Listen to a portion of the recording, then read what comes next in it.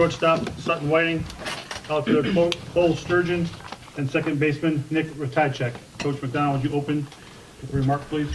Questions after. Yeah, I know ETSU and Vandy had a great pitchers, matchup on paper today, and no disrespect to the other matchups in the country, but man, I'd put Ratajczak and Thompson match up against anybody's. I mean, those two guys are warriors, and it looked like, as we saw, it was going to be very difficult to score today.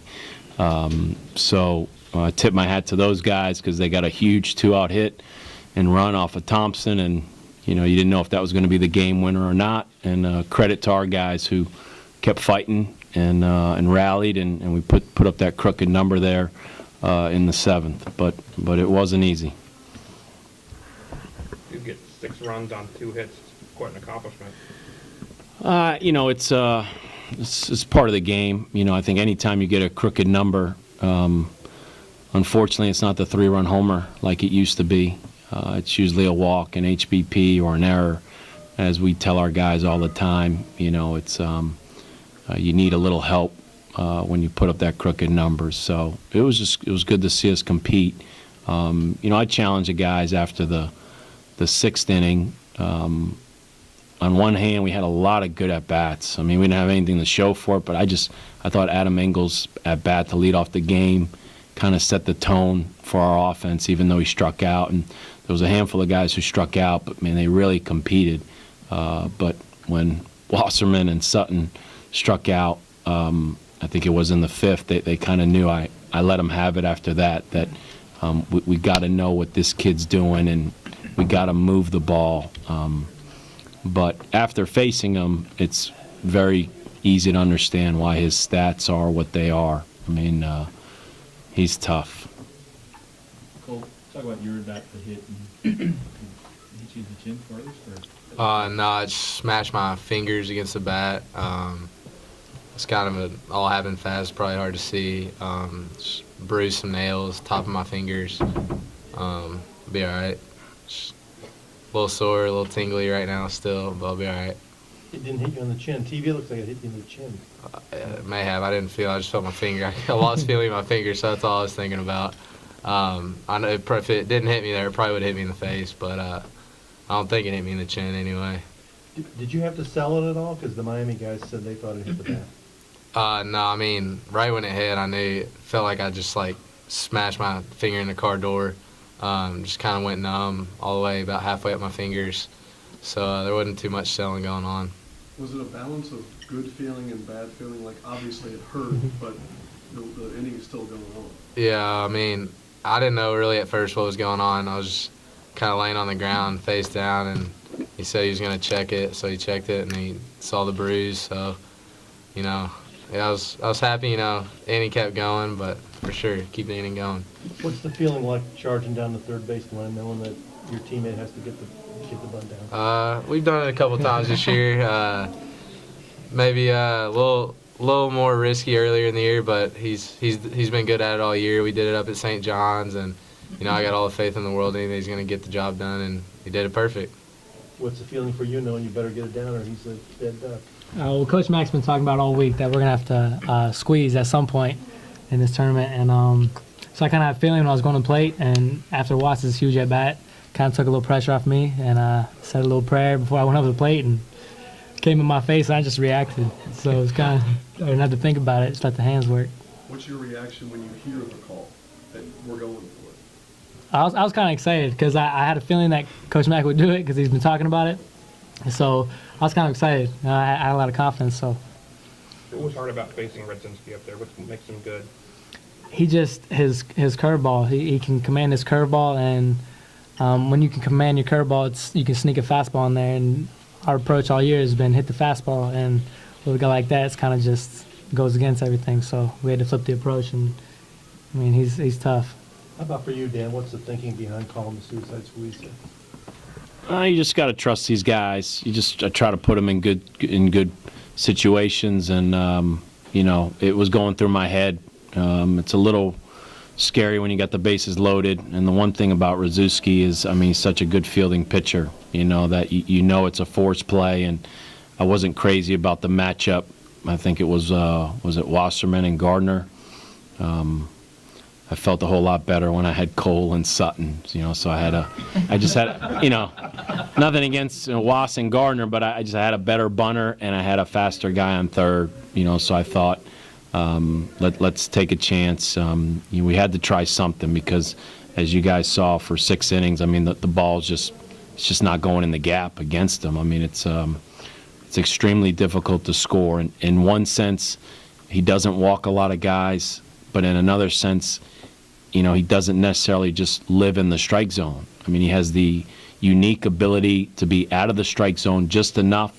When he has to throw a strike, he can throw, like Sutton said, a breaking ball strike, a good breaking ball strike. And, like I said, I just tipped my hat to the kid because it looked like it was going to be very difficult to get a run across. And, again, credit our guys, offensively for competing there.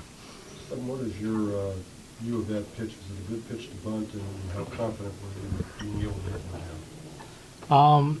It was kind of a curveball up and in, so it wasn't really a good pitch to bunt. But I think it being up and in my face, I kind of just threw my hands at it, and so I just kind of reaction. Sometimes when I sit there on like a sack situation, I kind of dome myself up, get in my own head, and if it's at my face, I can just let my hands work. I just don't got to think about it. This was self-defense?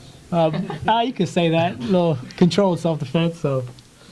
Are you yelling anything when you're coming down the line, or are you just running? No, just trying to make sure, they had the base loaded, so making sure there's no picks anywhere. Try not to give it away, and, just get as close as I can, as fast as I can, just because, like Coach Mack said, he hops off the mound good. He's a great fielding pitcher, so, you want to try to get as good a jump and big a lead as you can.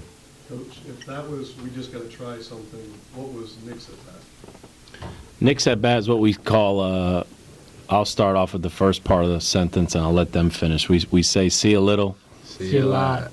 See a lot. And see a little is, man, we're just trying to move the ball. It's, you can't sit in there and think he's going to groove a ball and you're going to hit it, into the right center gap, against a team like Miami with their pitchers. So stay short, move the ball, and, he does exactly what we challenge our guys to. And, fortunately, just hit it over the third baseman's head and 3-run score. And that's why we gave Nick the shirt, because that at bat was huge. I mean, those changed games right there, and felt like it obviously did in this game today.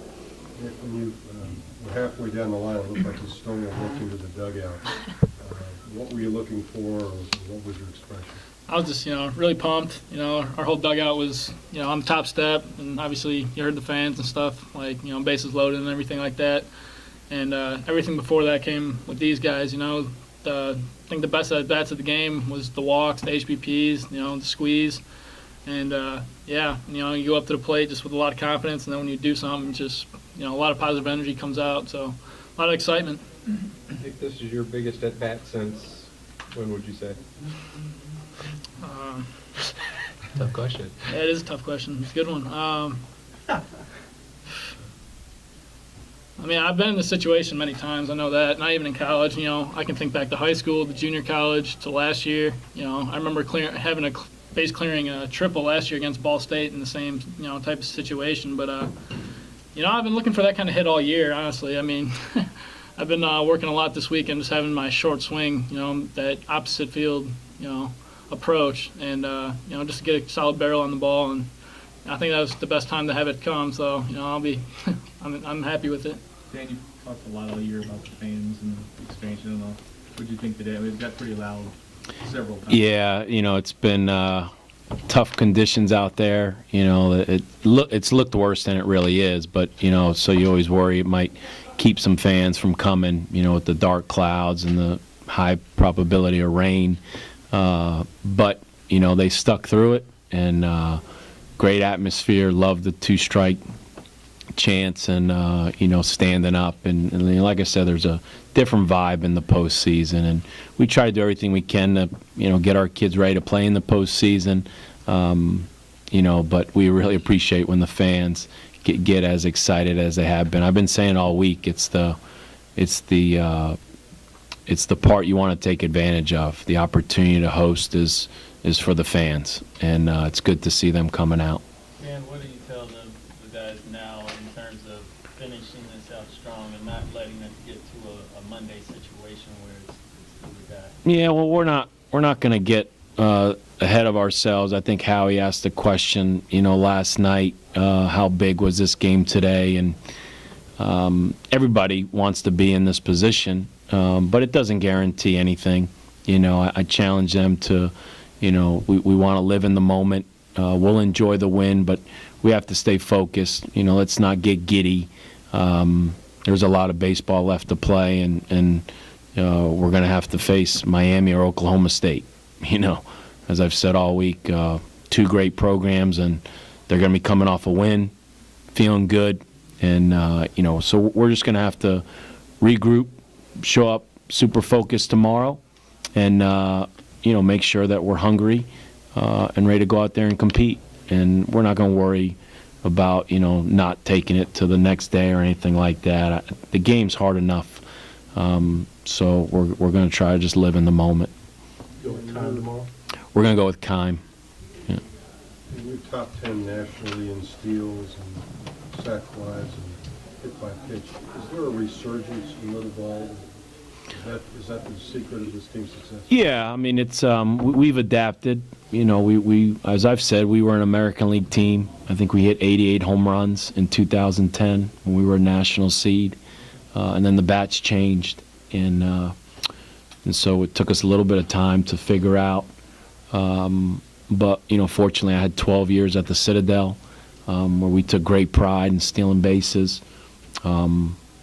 6 years at Ole Miss with Bianco, and had to play for the 3-run homer, and just felt like I had a nice balance to adapt. And so, fortunately, we got great team speed, and we take a lot of pride in our base running. We work. These guys will tell you, we work on bunting an awful lot. I mean, that's why we have that turf part right outside the fence there. I mean, we bunt early every day. So, we're competitors, and we just want to win. So, we'll do whatever we got to do to win. And I'm very proud of our offense and what Coach Lemonis and Coach Cheese do, because, like I said last night, talking about Coco and Ty and those guys, we fill up a stat sheet. I mean, we absolutely fill it up with walks, HBPs, stolen bases, sacks, RBIs, you name it. I mean, it's an impressive stat sheet when you look at our offense. So I'm really proud of what these guys have done. From your perspective, is a hit by pitch like a point of pride, or is it just like an unfortunate accident? No, it's it's a mentality in one. You do have to protect yourself, and so we do try to teach our guys to protect their hands, unless you're trying to bunt like Cole. It's tougher there, but we want to turn and get hit off the shoulder or the back. But college baseball, guys stand on top of the plate, I think more so than they do, especially in the big leagues. It's a battle between you and the pitcher. Are you going to give up the inner third? Jeffrey tries to pitch in with 2 strikes against Mac, and he hits him, And I think Mac has 12 HBPs now on the year, and that was the inning they scored. So it's just a battle, and you don't want to give up that inner third. And when you look at college baseball, the best teams in the country seem to get hit the most. I just think great hitters have to be pitched in, and you just don't want to give up that inner third. So it's something these guys work at. I mean, they literally work at getting hit with incredible balls in the hack shack. I mean, it's a drill, it's a station. We do it regularly. Because, like I said, at the end of the day, if it helps us win, our guys are willing to do it. Anything else? All right.